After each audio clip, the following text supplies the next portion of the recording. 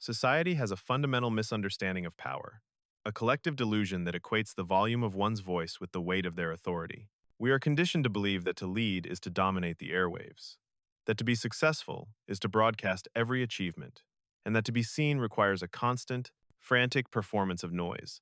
We live in an era suffering from a chronic information hemorrhage, where people are so terrified of being overlooked that they bleed their thoughts, their secrets, and their deepest insecurities onto anyone who will listen, hoping that by talking more, they will somehow become more. But beneath the static of this noisy world lies a chilling reality that the talkers are too distracted to notice.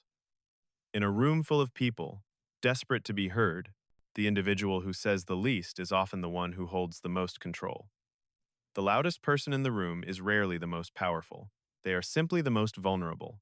Psychologically, constant talking is frequently a defense mechanism, a frantic mask of noise used to camouflage a lack of substance or a profound fear of the silence that follows an empty mind. When you are talking, you are in a state of output, effectively disarming yourself by giving away your data, your biases, and your hand to anyone paying attention. You are a book left open for the world to scan.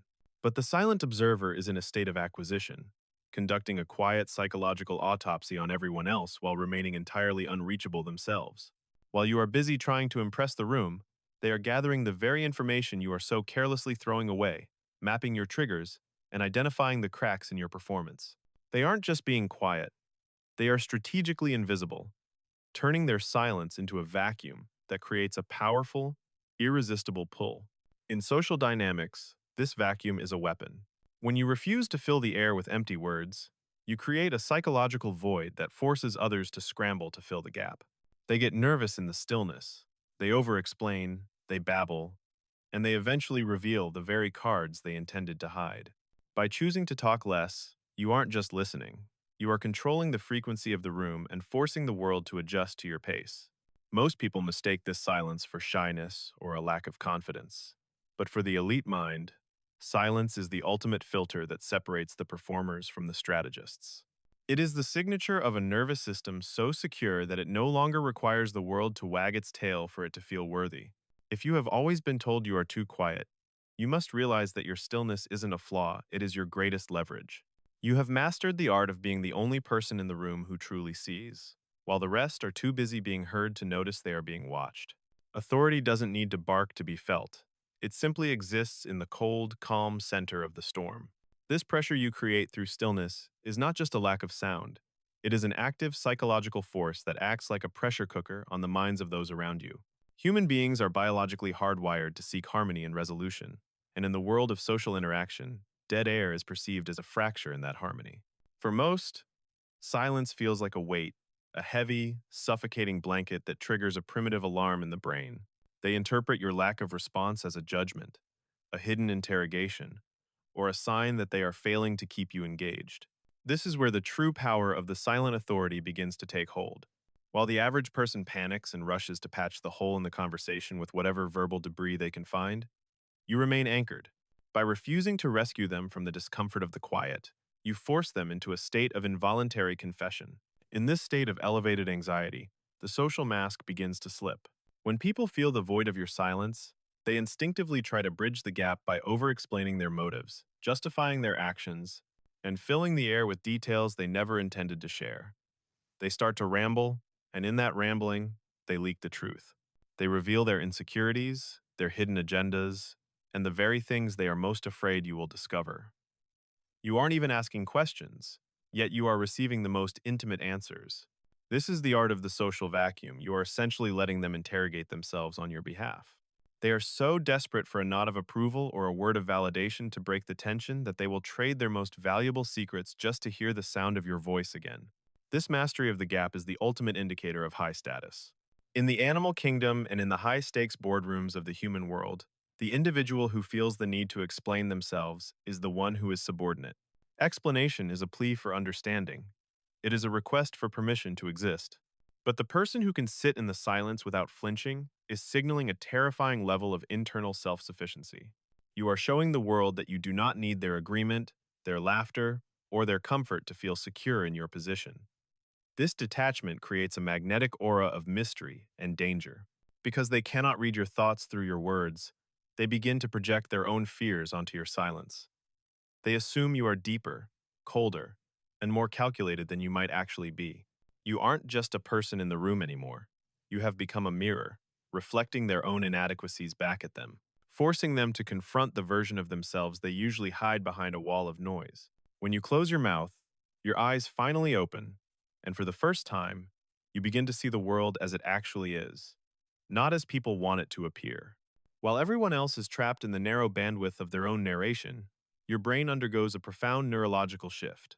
Because you aren't expending energy on formulating the next sentence or managing your own vocal delivery, your cognitive resources are redirected toward a high-definition, hyper-analytical state of observation. You become a human radar, scanning the room for the subtle frequencies that the noisemakers are too distracted to detect. You begin to notice the leakage, the split-second moments where a person's internal reality contradicts their public performance. You see the micro-expression of contempt that flickers across a face before it is replaced by a polite smile. You notice the way a person's feet point toward the exit even as they claim they are happy to stay. You feel the sudden shift in the room's tension when a specific name is mentioned. To the talkers, these are invisible ghosts, but to you, they are the most honest data points in the room. This hyper-observation allows you to map the invisible social blueprints that dictate every human hierarchy. While the loud are busy competing for the spotlight, you are identifying the quiet power in the corner, the person everyone else is subconsciously looking at for approval. You see who is uncomfortable with silence, who is desperate for validation, and who is quietly pulling the strings. You realize that the verbal script people follow is almost entirely a lie, a polished surface designed to hide the chaotic, insecure, and competitive undercurrents of the human ego. By staying quiet, you aren't just watching a conversation. You are watching a game of chess, where only you can see all the pieces. You become an expert in the language of the body, a dialect that has no room for deception. You see the hand that briefly touches the neck when a lie is told, the slight hunching of shoulders that betrays a lack of true authority, and the frantic eye movement of someone who is mentally rehearsing their next lie. This level of perception creates a terrifying advantage because it makes you unpredictable and, therefore, unmanageable. People can only manipulate you if they can predict your reactions, but because you are a silent observer, you offer them no feedback. You are a black hole for their emotional projections.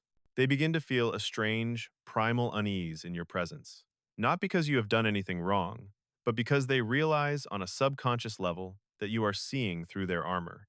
You are witnessing the parts of themselves they haven't even admitted to yet. While they are exhausting themselves trying to maintain their main character energy, you have already finished your assessment.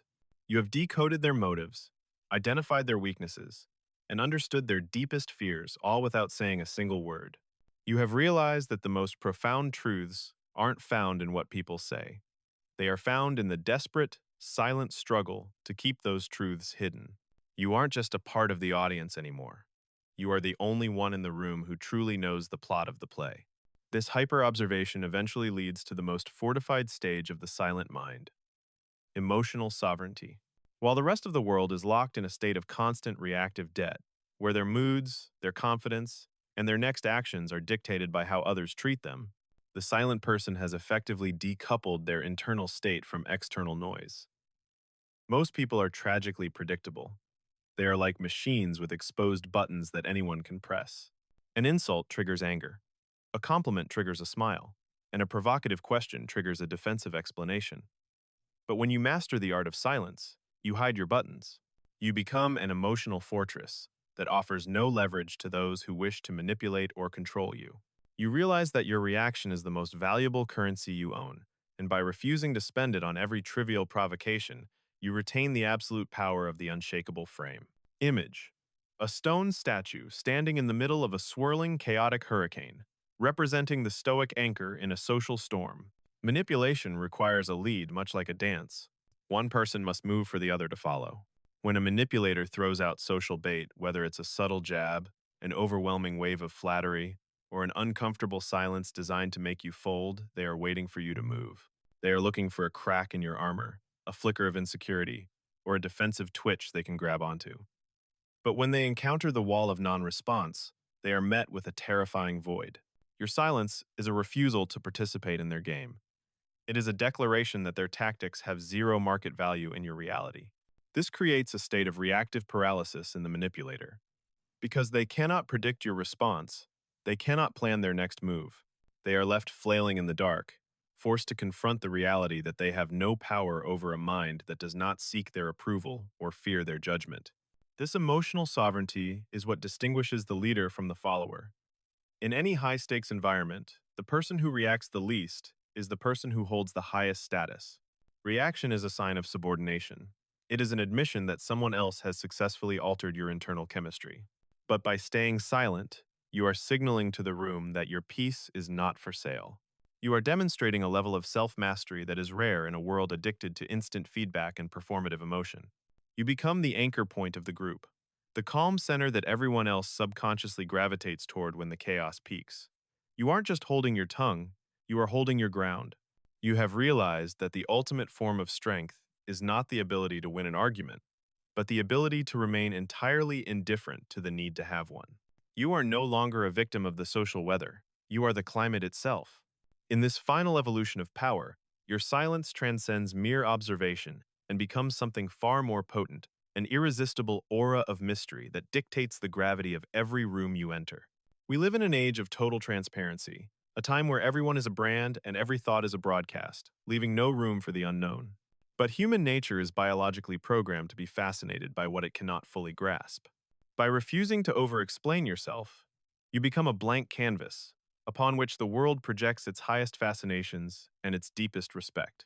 In economics, value is driven by scarcity, and in a world where words are cheap and constant, your silence is the rarest currency in existence.